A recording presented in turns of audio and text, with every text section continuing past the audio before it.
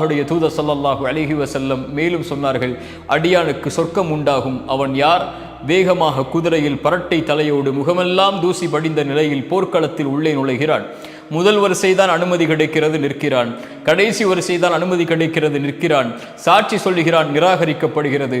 உதவி கேட்கிறான், மறுக்கப்படுகிறது. ஆனால் அந்த போர்க்களத்தில் நிற்கிறான். ஏன்? இவன் வந்தது அல்லாஹ்விற்காக, முதல் வரிசைக்காக அல்ல, கடைசி வரிசைக்காக அல்ல, அங்கீகாரத்திற்காக அல்ல, சாட்சி கூறி ஏற்றுக்கொள்ளப்பட வேண்டும், உதவி கேட்டு ஏற்றுக்கொள்ளப்பட வேண்டும் என்பதற்காக அல்ல. இவன் எது கிடைத்தாலும் எது கிடைக்கவில்லை என்றாலும், யார் போற்றினாலும் யார் போற்றவில்லை என்றாலும், யார் அவனுடைய சாட்சி அங்கீகரித்தாலும் யார் உதவி செய்தாலும், எந்த அங்கீகாரத்தை அவனுக்கு அந்த இடத்தில் கொடுத்தாலும் கொடுக்கவில்லை என்றாலும் நிற்பான். யாருக்காக? யாருக்காக? அல்லாஹ்விற்காக. இந்த அடியானுக்கு சொர்க்கம் உண்டாகும். இந்த நபிமொழிகள் எல்லாம் எதை சொல்லுகிறது?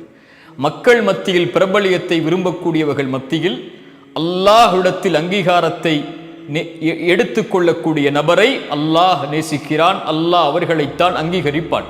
உலகமெல்லாம் உங்களை அறிந்தால் என்ன? உலகமெல்லாம் உங்களை பின்தொடர்ந்தால் என்ன? உலகமெல்லாம் உங்களை போற்றி புகழ்ந்து உயர்ந்த தரத்தில் வைத்தால் என்ன? அல்லாஹ்விடத்திலே நீங்கள் யாரோ அதுதான் இந்த உலக வாழ்விலும் மறு உலக வாழ்விலும் முடிவு.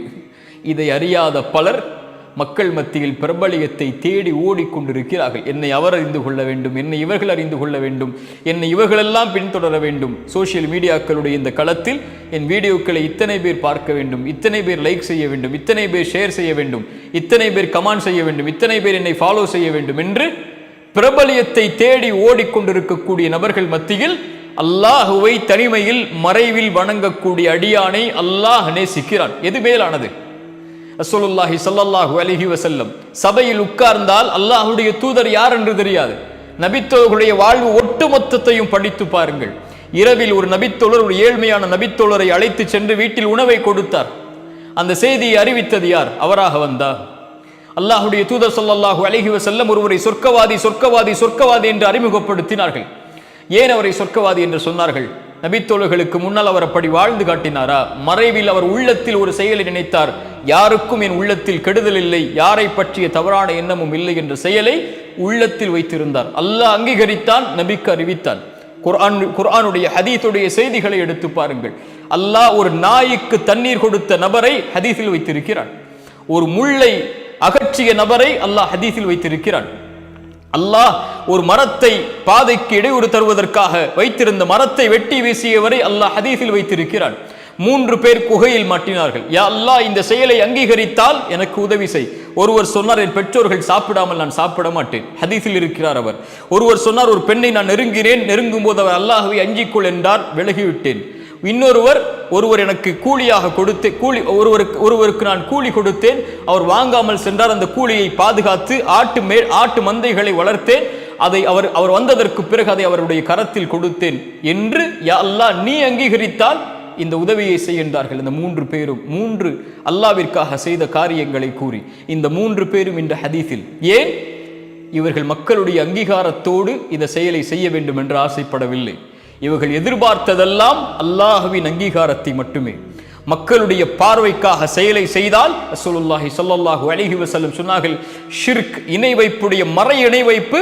ஒருவன் தொழுகையை தொழுவான், மக்கள் அந்த தொழுகையை தொழுவான், மக்களுக்கு அருகில் அதை அலங்கரித்து, மக்களுடைய பார்வைக்காக அதை அலங்கரித்து இவன் இணை வைப்புடைய மறைவை செய்கிறான் என்று அல்லாஹ்வுடைய தூதர் சொன்னார்கள். அல்லாஹ்வுடைய தூதர் சொன்னார்கள், நாளை மறுமையில் முதலாவது விசாரிக்கப்படக்கூடியவர்கள் இந்த 3 பேர்.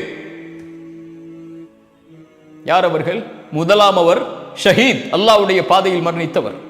இரண்டாவது ஒருவர் காரி, குர்ஆனை அழகாக ஓதக்கூடியவர். மூன்றாவது ஆலிம், மார்க்கத்தை கற்று பேசக்கூடிய மனிதர். இந்த துறையிலும் இன்று பிரபலியம் தேவைப்படுகிறது. அல்லாஹ் அழைப்பான், ஷஹீத் ஏன் செய்தாய்? அவர் சொல்வார், யா அல்லாஹ், உன்னுடைய பாதையில் இறக்க வேண்டும் என்பதற்காக செய்தேன். அல்லாஹ் சொல்லுவான், மக்கள் உன்னை புகழ்ந்தார்கள், மக்கள் உன்னை ஷஹீத் என்று சொன்னார்கள், அதெல்லாம் சரி, நீ செய்தது அதற்காகவா? உன் உள்ளத்தை அறிந்தவன் நான். நீ பொய் சொல்லுகிறாய். உன்னை மக்கள் ஷஹீத் என்று போற்ற வேண்டும் என்பதற்காகத்தான் செய்தேன். யாருக்காக செய்தாய்? அவர்களிடத்தில் சென்று கூலியை வாங்கிக் கொள். காரி, குர்ஆனை ஓதினாய், எதற்காக ஓதினாய்? அவர் சொல்வார், யா அல்லாஹ், உனக்காகத்தான். பொய் சொல்லுகிறாய் அடியானே, மக்கள் உன்னை குர்ஆனை அழகாக ஓதக்கூடியவர் என்பதற்காகத்தானே குர்ஆனை அழகாக ஓதினாய், போய் பெற்றுக்கொள் நன்மை அவர்களிடத்தில். ஆலிம், மார்க்கத்தை கற்று பேசக்கூடியவர் அழைப்பார், அல்லாஹ் எதற்காக செய்தாய்? யா அல்லாஹ் உனக்காகத்தான் செய்தேன். அல்லாஹ் சொல்லுவான், இல்லை அடியானே, பொய் சொல்லுகிறாய், பொய் சொல்லுகிறாய். அல்லாஹ் பாதுகாப்பானாக. பொய் சொல்லுகிறாய். எதற்காக செய்தாய்? மக்கள் உன்னை அறிஞர் என்று போற்ற வேண்டும் என்பதற்காகத்தானே. போய் பெற்றுக்கொள். நீங்கள் பெற்றுக்கொள்ளலாம்.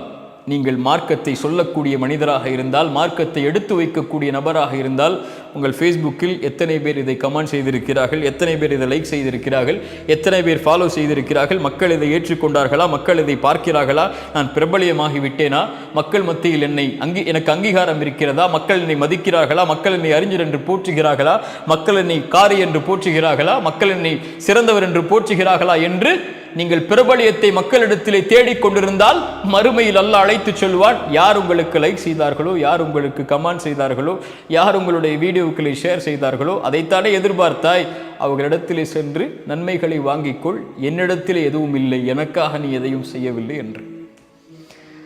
அல்லாஹ் ரப்புல் ஆலமீன் அல்லாஹுவை அஞ்சக்கூடிய, அல்லாஹ் நிறைவோடு இந்த உலக வாழ்வில் வாழக்கூடிய, தனிமையில் மறைவில் அல்லாஹுவை வணங்கக்கூடியவர்களை அல்லாஹ் நேசிக்கிறான்.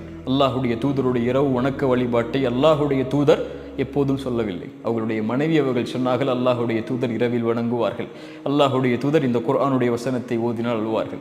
அபூபக்கர் ரலியல்லாஹு அன்ஹு, உமர் ரலியல்லாஹு அன்ஹு, பிலால் ரலியல்லாஹு அன்ஹு ஒருபோதும் அல்லாஹுடைய தூதரிடத்திலே வந்து, அல்லாஹுடைய தூதரை உது செய்தால் 2 ரக்அத் தொழுவேன் என்று சொல்லவில்லை. அல்லாஹுடைய தூதர் அழைத்து கேட்டார்கள், சொர்க்கத்தில் எனக்கு முன்னால் நடந்து சென்றாய் பிலால், என்ன காரணம்?